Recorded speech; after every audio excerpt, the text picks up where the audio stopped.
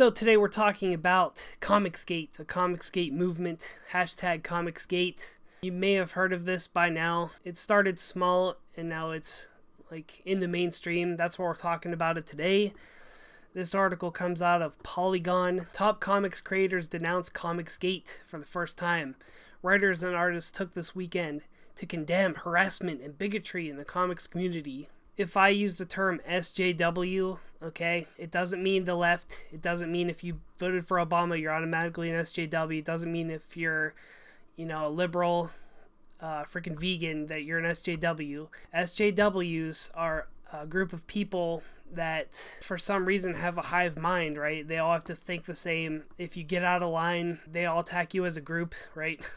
SJWs are people that hate free speech, and if you've spent any time on the internet at all, you may have been attacked by an SJW. I don't care who you voted for. If you voted for Trump, if you voted for Obama, that's great. You're welcome here at the Gothic Arts channel. We're talking about these people who are anti-free speech and who basically just lie all the time, especially in this Polygon article. I've been following Comicsgate for about 6 months now. I've been watching a lot of their videos and live streams. I've been following this Ethan Van Sciver for probably about 6 months.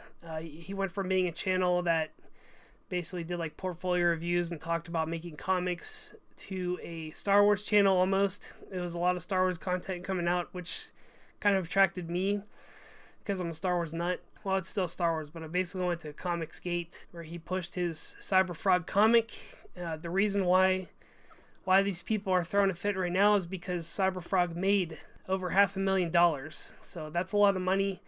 Money talks, and here we are. High-profile creators in the American comics industry have been slow to condemn the rise of Comicsgate, a campaign to save the comics industry by reducing diversity of comics both behind the scenes and on the page. Oh my god, how am I going to get through this article?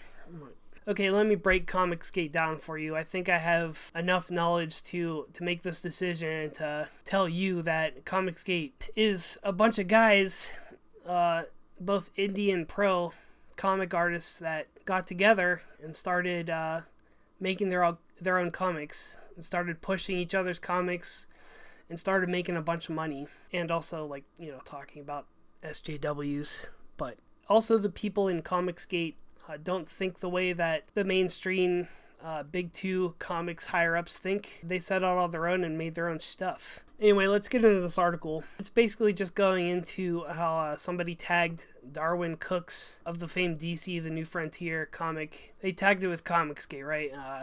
His widow got super pissed and came out against it. This is what they like to use here to make these guys look like bullies. But I'm not going to go through this whole article because it's just absolutely filled with lies.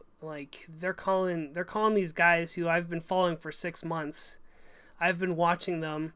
They're calling these guys bullies, misogynists, racist, and they even come to a point in this article where they call them Nazis. Okay, so if you hear the words harassment, bigotry, misogyny, any of those keywords, Nazi especially, it's these people, it's these SJWs. I would never stand for a group that was racist, misogynistic, Jeff Lemire of Black Hammer saying Comicsgate is based on fear, intolerance, bigotry, and anger. Again, I've been following these people for a half a year now, and I've never heard any of that in there. You can go check it out for yourself. I would encourage you to. Don't take my word for it. I'll link down below Ethan Van Sciver's channel, Comic Artist Pro Secrets. I'll link Mike Miller and a couple of these other guys, and I'll also link this article so you can read it for yourself, because I'm not going to go through it. It's a bunch of crap.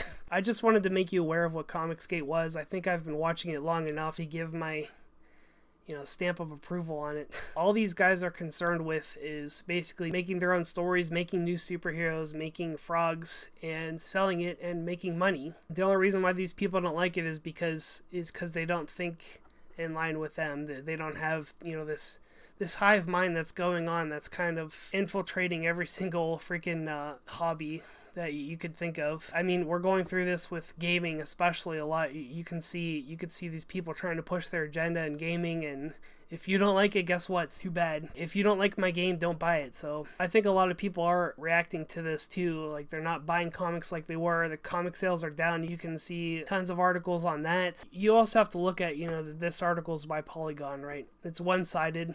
They talk about people being sexist. Hold on, actually, I have something to show you from Polygon here.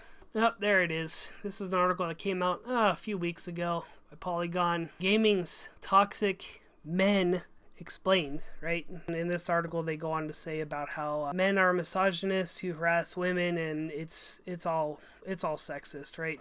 You can't really trust what Polygon says. So anyway, I just wanted to make you aware of what Comicsgate was. I'll keep my eye on this and probably be making more videos in the future. Go check it out for yourself. And let me know what you think. Again, I'll link these people's YouTube channels and this article, and decide for yourself. Come back and let me know. I hope you're having a good one. Leave a comment down below. Subscribe if you haven't yet, and I'll see you next time.